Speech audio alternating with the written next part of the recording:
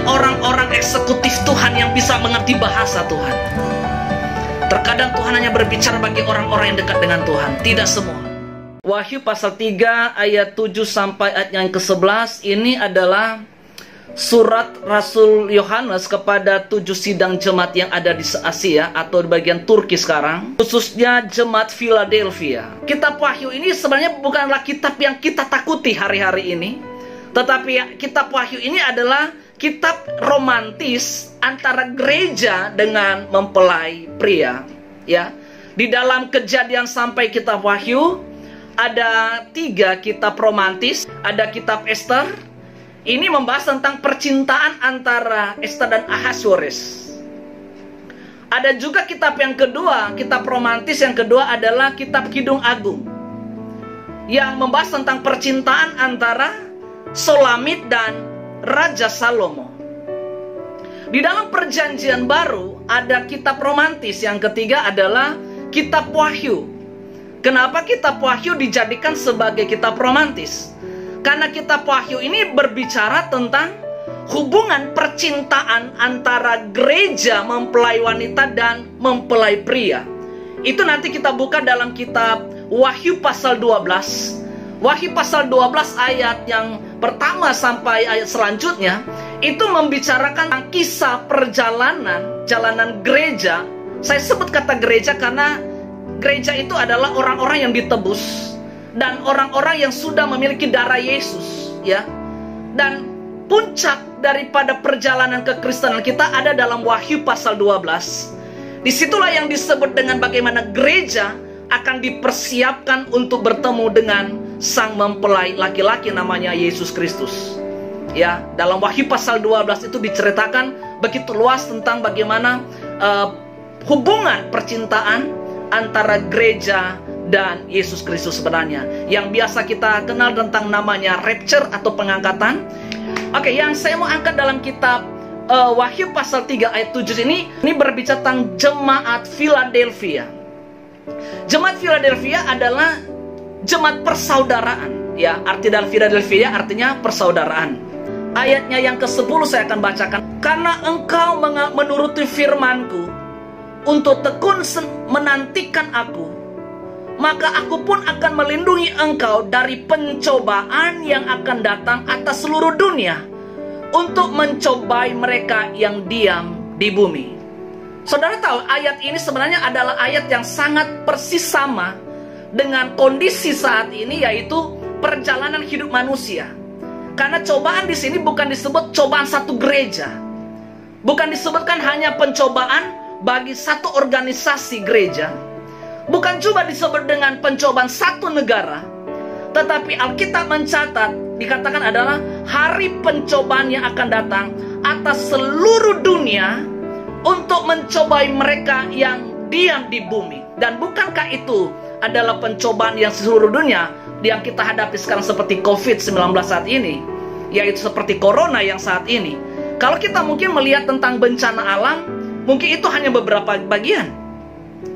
Tidak semua negara mendapat bencana alam. Atau kita melihat banjir. Tidak semua negara mendapatkan musibah yang sama.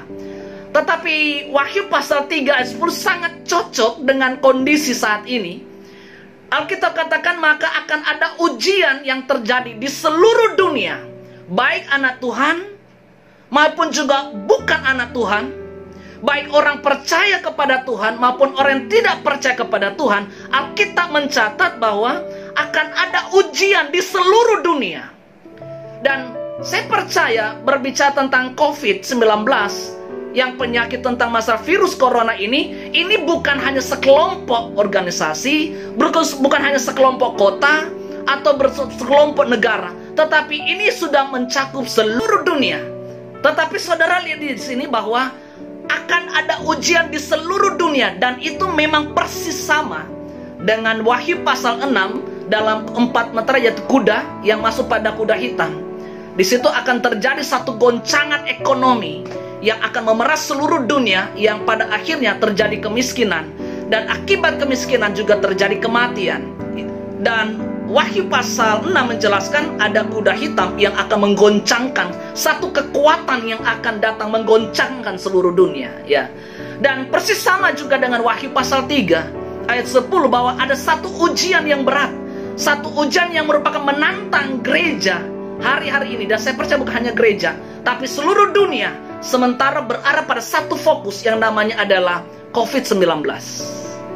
Dan ini ada di seluruh dunia.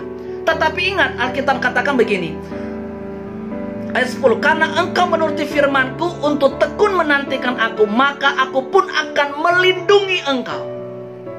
Sekarang pertanyaan sini adalah, apa yang membuat Tuhan tertarik pada jemaat Philadelphia sampai Alkitab katakan bahwa aku akan melindungi engkau? Saya mau tekan di sini, mengapa jemaat Philadelphia Tuhan berjanji akan melindungi akan pencobaan yang akan datang pada akhir zaman. Seluruh dunia akan mengalami salah satu pencobaan yang sama. Dan Tuhan katakan kekuatan jemaat Philadelphia adalah karena mereka menuruti firman-Ku. Rupanya hal yang pertama yang bisa menjawab kenapa Tuhan bisa melindungi jemaat Philadelphia, Alkitab mencatat di sini, karena mereka menuruti firman Allah. Orang yang kuat dengan firman Allah adalah orang yang tidak pernah takut dengan apapun. Karena dia tahu firman itu adalah pribadi Yesus itu sendiri. Firman yang berinkarnasi menjadi manusia. 1 Korintus 3:16 dikatakan, tidakkah kamu tahu bahwa tubuhmu adalah bait Allah? Roh Allah diam di dalam hidupmu. Sampai Yohanes 15 ayat 7, apabila aku di dalam kamu dan firmanku tinggal dalam kamu, Tuhan berkata, minta apa saja. Ini menantang gereja sebenarnya, anak-anak Tuhan, orang-orang percaya. Dan kalau boleh bukan cuma sekedar percaya Tuhan, karena orang percaya akan harus naik satu langkah lagi, naik satu tingkat lagi, naik satu tangga lagi untuk mencapai kesempurnaan. Kalau kita hanya orang Kristen disebut percaya Tuhan, saudara baca kitab Yakobus, iblis pun percaya akan adanya Tuhan. Jadi kita bukan cuma sekedar orang percaya Tuhan, kalau boleh jadilah orang kepercayaan Tuhan di bumi. Karena orang yang percaya adalah, saya bisa definisikan, orang yang percaya Tuhan adalah orang yang menyerahkan dirinya diatur oleh Tuhan. Orang yang percaya adalah orang yang mempersilahkan dirinya atau menyerahkan dirinya untuk siap diatur oleh Tuhan.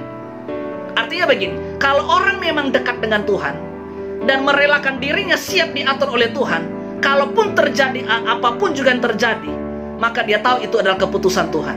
Kali dalam Wahyu pasal 3 dikatakan, apa sebabnya Tuhan melindungi akan jemaat Philadelphia? Satu hal yang pertama adalah karena mereka dekat dengan firman Allah dan kuat di dalam kebenaran. Rupanya orang yang dekat dengan firman adalah orang yang tidak pernah takut dengan yang namanya ancaman dan cobaan di berbagai apapun dan situasi apapun. Karena dia tahu dia bersama-sama dengan Tuhan. Hosea pasal 4 ayat 6 dikatakan begini, umatku binasa karena tidak mengenal akan Allah. Terjemahan yang lain, terjemahan Boda dikatakan, umatku dibinasakan karena kurang berpengetahuan tentang firman. Jadi terkadang kegagalan gereja bukan karena dia kurang berdoa, bukan karena dia kurang pergi ke ibadah, bukan. Karena kurang pengetahuan tentang kebenaran firman Tuhan. Itu kegagalan gereja hari-hari ini. Salah satu kegagalan celah yang dibuat oleh gereja saat ini adalah kurang akan pengenalan akan Allah, kurang kebenaran firman Allah. Makanya dikatakan dalam Hosea pasal 4 ayat yang ke-6, umatku dibinasakan karena memang kurang pengenalan akan Allah dan tidak tahu kebenaran. Makanya di ayatnya yang ke-9 dikatakan, mereka yang selalu menganggap orang Yahudi, tapi sebenarnya mereka bukan orang Yahudi. Orang Yahudi adalah orang yang menganut satu ajaran yang nama Yudaisme. Pengajaran Yudaisme ini adalah orang yang memegang tentang hukum Allah, Dekalog atau Dasatita atau Hasyaret Hadefarim. Mereka memegang tentang hukum itu. Tetapi orang Yahudi yang tidak memegang hukum itu, di mata Tuhan mereka disebut adalah jemaat iblis. Makanya di dalam Alkitab di sini diberikan penjelasan lebih jelas, siapakah orang yang akan dilindungi oleh Tuhan. Saya percaya firman Tuhan katakan adalah orang yang dekat dengan Tuhan. dan orang yang kuat di dalam kebenaran. Karena dalam kitab Yohanes pasal 8 ayat yang ke-32 di sana dijelaskan, kamu akan mengerti kebenaran, dan kebenaran itu yang memerdekakan kamu. Tidak ada yang lain selain kita kuat di dalam kebenaran. Kenapa kuat dalam kebenaran? Karena kebenaran itu adalah Yesus itu sendiri, dan itu adalah firman itu sendiri. Maka Yesus berkata begini, akulah jalan, akulah kebenaran, dan aku membawa pada hidup yang kekal. Tidak ada jalan yang lain. Walaupun ada pepatah mengatakan banyak jalan menuju ke Roma. Silakan ke Roma, tidak apa-apa, terlalu banyak jalan. Tetapi untuk masuk pada kerajaan sorga hanya satu jalan. Jalannya itu adalah jalan keselamatan. Dan itu harus melalui satu konteks. Kisah 4 ayat yang ke-12. Di bawah kolong langit ini tidak ada nama lain dipercayakan kepada manusia selain nama Yesus. Ya. Jadi kita sudah melihat di sini mengapa jemaat Philadelphia dilindungi Tuhan pada masa pencobaan yang terjadi di seluruh dunia. Hal yang pertama, karena mereka dekat dengan kebenaran firman Tuhan. Karena mereka menuruti firman Tuhan. Yang kedua, ayat yang ke-8. Aku tahu segala pekerjaanmu. Lihatlah, aku telah membukakan pintu bagimu yang tidak dapat ditutup oleh seorang pun. Aku tahu bahwa kekuatanmu tidak seberapa, namun engkau menuruti firman-Ku dan engkau tidak menyangkal namaku. Hari-hari ini banyak orang menyangkal imannya oleh karena terjadi goncangan iman. Dan pada saat ujian terjadi, maka banyak orang terkadang susah untuk bertahan di dalam panggilan Tuhan. Sampai Tuhan berkata banyak yang akan dipanggil, tapi sedikit yang akan dipilih oleh Tuhan. Kenapa? Karena banyak yang menyangkal akan Tuhan. Saudara lihat kekurangan memang, keterbatasan daripada jemaat Philadelphia ada pada ayat yang ke-8. Dikatakan begini, aku tahu segala pekerjaanmu. Lihatlah, aku membukakan pintu bagimu yang tidak dapat dibuka oleh siapa orang pun. Aku tahu bahwa kekuatanmu tidak seberapa. Terjemahan yang lain dikatakan, aku tahu kuasamu tidak seberapa. Tetapi ini yang ada padamu, engkau tidak pernah menyangkal aku. Mungkin kita bisa melihat pelayanan di tempat lain terjadi mujizat demi mujizat. Mungkin terjadi gebrakan demi gebrakan. Terjadi revival gerakan Allah. Tetapi jemaat Philadelphia, Alkitab katakan, kekuatanmu tidak seberapa. Kuasamu tidak seberapa. Mungkin dalam pelayanan jemaat Philadelphia jarang kelihatan di mana eksperimen kuasa kesembuhan terjadi, kuasa mujizat terjadi. Tetapi jemaat Philadelphia tidak memandang lagi dari sudut pandang perspektifnya mereka bahwa sebuah mujizat adalah satu ukuran tentang kekuatan mereka bertahan dengan Tuhan. Memang di sini katakan juga bisa dicari secara kuantitas mereka agak kurang. Mau dibandingkan dengan jemaat-jemaat yang lain dari 6 sidang jemaat, mungkin begitu banyak hal-hal yang kelebihan daripada jemaat yang lain. Mungkin jemaat yang lain kuantitas mereka begitu banyak, jumlah mereka begitu banyak. Tapi jemaat Philadelphia, Alkitab katakan jumlahnya sedikit. Tetapi yang ada pada jemaat Philadelphia tidak pernah menyangkal Tuhan. Pada saat mungkin orang akan bandingkan dengan jemaat yang lain bahwa mereka termasuk jemaat yang kecil, jemaat yang belum berkembang. Tetapi pertahanan daripada jemaat Philadelphia adalah mereka tidak pernah tersinggung, mereka tidak pernah menyerah, mereka tidak pernah menyangkal Tuhan oleh karena masalah jumlah.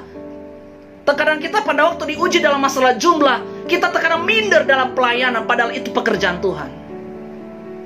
Tetapi jemaat Philadelphia persis tahu jemaat yang ada itu Tuhan yang punya. Makanya mereka tetap bertahan. Mungkin dibandingkan dengan jemaat yang lain, ada begitu banyak mujizat terjadi. Doa orang sakit langsung sembuh, langsung terjadi satu kegerakan, langsung terjadi mujizat, kesembuhan, orang mati bangkit. Karena dikatakan kuasamu tidak seberapa.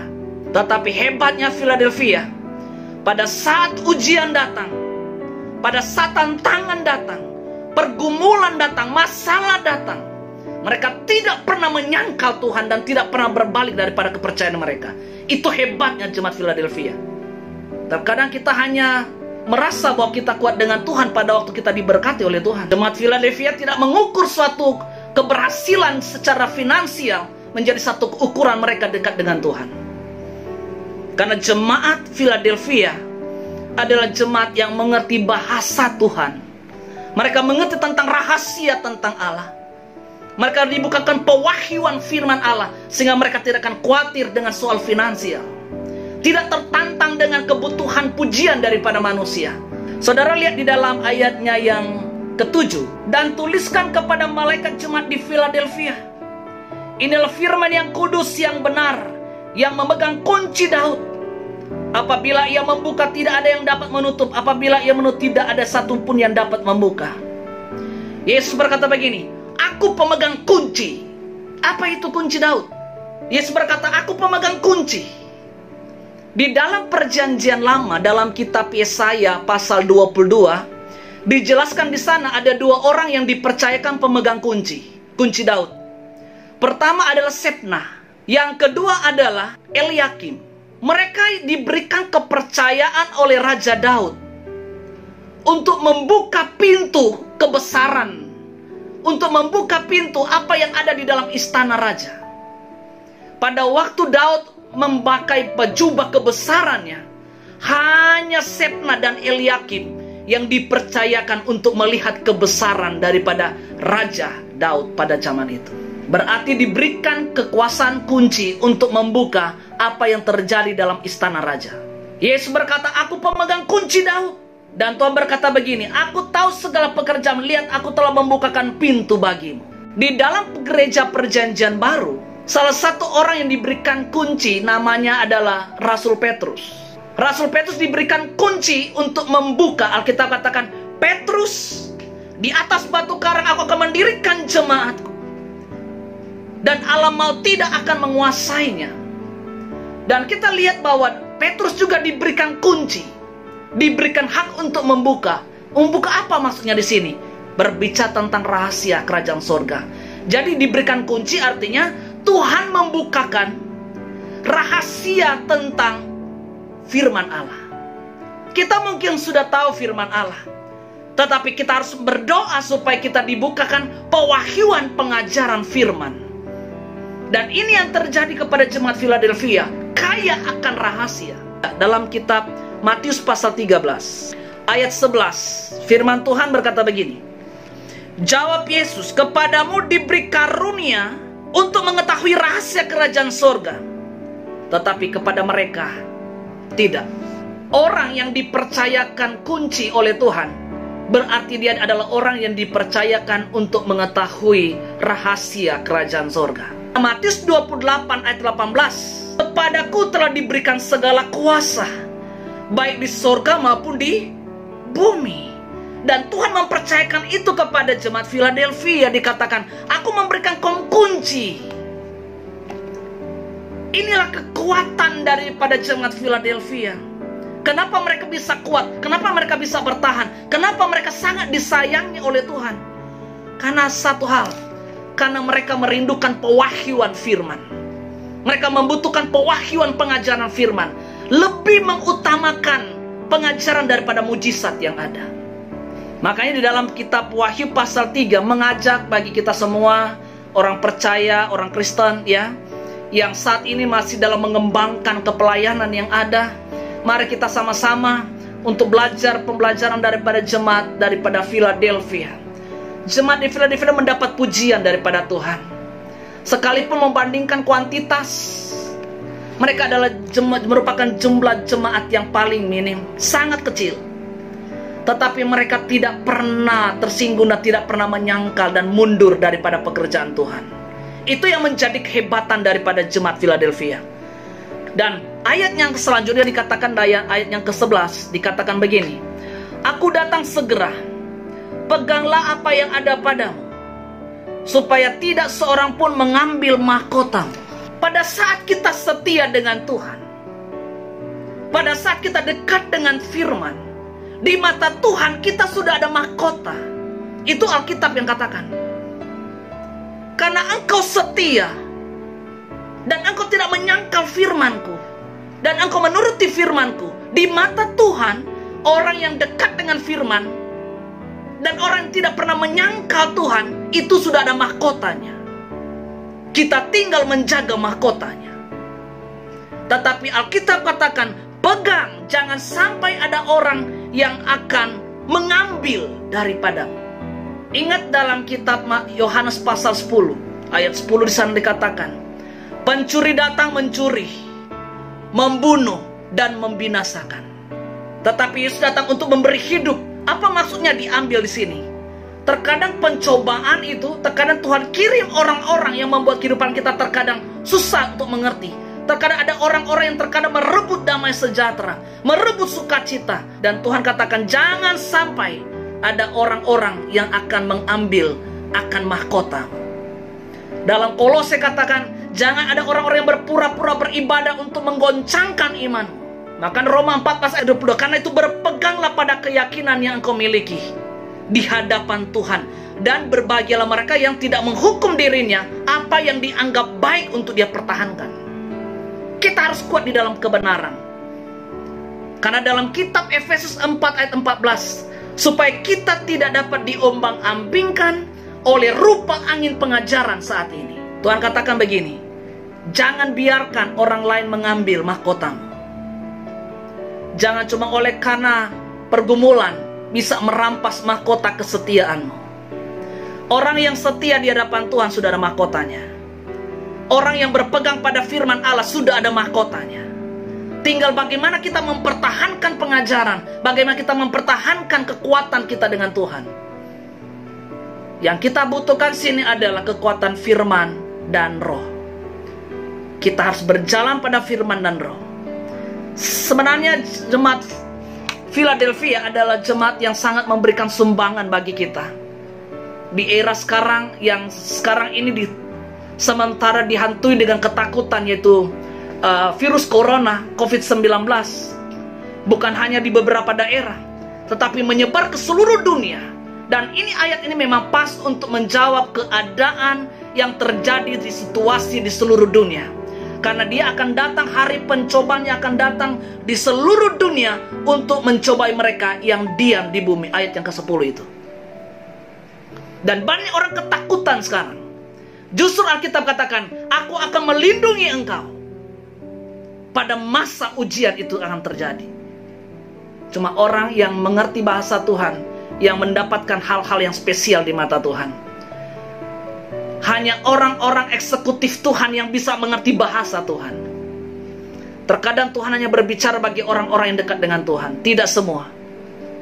Karena itu biarlah pengajaran Tuhan yang datang bagi kita dalam Wahyu pasal 3 ayatnya yang ke-7 sampai 11 mengingatkan bagi kita supaya mari kita dekat dengan kebenaran firman Tuhan. Mari kita lebih memprioritaskan, lebih mendekat kepada kebenaran. Lebih mencari tahu, menggali rahasia kebenaran firman Allah. Karena orang yang dekat dengan firman Allah adalah orang-orang yang tahu menjawab situasi dan kondisi saat ini. Aku membukakan engkau kunci Daud. Tuhan membukakan rahasia pewahyuan. Sehingga kita tidak diombang-ambingkan oleh rupa-rupa daripada informasi yang berkembang saat ini, yang membuat kita ketakutan. Lebih banyak membicarakan COVID daripada membicarakan Tuhan. Lebih banyak takut kepada corona daripada takut kepada Tuhan. Dan kegagalan gereja sekarang itu sudah disimpulkan, sudah diselengkan, supaya kita lebih membahas kepada situasi yang ada daripada membahas kebaikan Tuhan dalam hidup kita. Kita mulai dirampas cara konsep berpikir kita. Kita mulai diarahkan ke tempat yang lain. Padahal ada satu-satunya hal yang harus kita tahu, bahwa kita harus dekat dengan Tuhan. Apa yang bisa menjawab kita semua? Hanya dekat dengan Tuhan. Daud dalam posisi sebagai raja, sebenarnya dia adalah zona aman. Karena dia seorang pemimpin negara. Semua orang saat ini membutuhkan yang namanya tahta, kedudukan, pangkat, jabatan. Semua itu ada pada Daud. Daud seorang pemimpin negara. Dia ada seorang yang pemegang kekuasaan. Dia yang memegang kendali ekonomi satu kerajaan, satu bangsa. Tetapi itu tidak menjadi kepuasan bagi Raja Daud. Karena Raja Daud pernah memberikan satu statement dalam kitab Mazmur 60 ayat yang kedua. Dikatakan, hanya dekat Allah saja aku menjadi tenang. Hanya Hanya orang-orang yang dekat dengan Tuhan yang akan merasa ketenangan. Orang yang di luar Tuhan, di dalam kitab Yohanes 15 ayatnya yang ke-5, sebab di luar aku kamu tidak dapat berbuat apa-apa. Hanya di dalam firman. Daud sebenarnya sudah aman, sudah nyaman, jabatan, kedudukan, keuangan. Itu yang dicari saat-saat ini. Daud orangnya yang memiliki semuanya itu. Tapi Daud sendiri mengeluarkan satu statement. Dia katakan, hanya dekat Allah saja aku menjadi tenang. Rupanya, kekayaan tidak membuat kita menjadi tenang. Pangkat, jabatan, kedudukan tidak membuat kita zona nyaman. Karena kita tahu bahwa segala sesuatu ada masanya, maka Daud persis mengerti bahwa kedudukan, jabatan tidak menjadi satu hal yang membuat dia menjadi zona nyaman. Tetapi hanya dekat Allah saja dia bisa menjadi tenang. Dan saya percaya ini adalah sumbangan kebenaran yang dibagikan oleh Raja Daud sebagai pengalaman seorang pemimpin negara yang hidup dalam berkelimpahan, yang hidup semua dalam berkecucupan, tetapi dia memberikan satu statement, hanya dekat Allah saja aku menjadi tenang. Dalam 1 Petrus 4 ayatnya yang ke-7 dikatakan bahwa kesudahan segala sesuatu sudah dekat. Karena itu kuasai diri dan jadilah tenang. Kata tenang di sini bukan berarti diam, menghayal, tetapi kata tenang di sini adalah bagaimana dia mau mendekatkan diri dengan Tuhan. Alkitab katakan supaya engkau dapat berdoa. Rupanya kunci jawaban untuk menghadapi segala keadaan, kondisi, ketakutan yang kita hadapi saat ini, pertama adalah orang yang dekat dengan firman Allah. Yang kedua adalah orang yang tidak pernah menyangkal Tuhan sekalipun diuji dalam segi apapun. Dan yang ketiga adalah orang-orang yang tidak membiarkan mahkota ketaatan, mahkota kesetiaannya dirampas dan diambil oleh orang lain. Yang keempat adalah orang-orang yang bertahan adalah orang-orang yang belajar, rindu belajar tentang kebenaran, sehingga Tuhan harus membukakan kunci kerajaan sorga. Supaya Alkitab katakan, maka orang-orang yang dipercayakan kunci kerajaan inilah orang-orang yang akan bertahan. Karena lebih besar dia mengerti tentang rahasia sorga. Dan masalah bumi dia tidak akan perhatikan terlalu jauh. Dia hanya sibuk dengan kerajaan sorga, sibuk dengan perkara-perkara yang di atas. Karena itu Kolose pasal 3 ayat 1 dan 2. Kalau engkau sudah dibangkitkan bersama dengan Kristus, kalau engkau sudah menjadi orang percaya, pikirkanlah perkara-perkara yang di atas, bukan perkara-perkara yang di bumi. Artinya Tuhan rindu supaya kita sibuk mencari tahu kehendak Tuhan. Dengan jalan demikian, maka saya percaya perjalanan kita, Yosua pasal 1 dikatakan, maka perjalanan kita akan berhasil dan kita pun akan beruntung. Tuhan Yesus memberkati kita semua. Shalom. Hanya orang-orang eksekutif Tuhan yang bisa mengerti bahasa Tuhan. Terkadang Tuhan hanya berbicara bagi orang-orang yang dekat dengan Tuhan, tidak semua.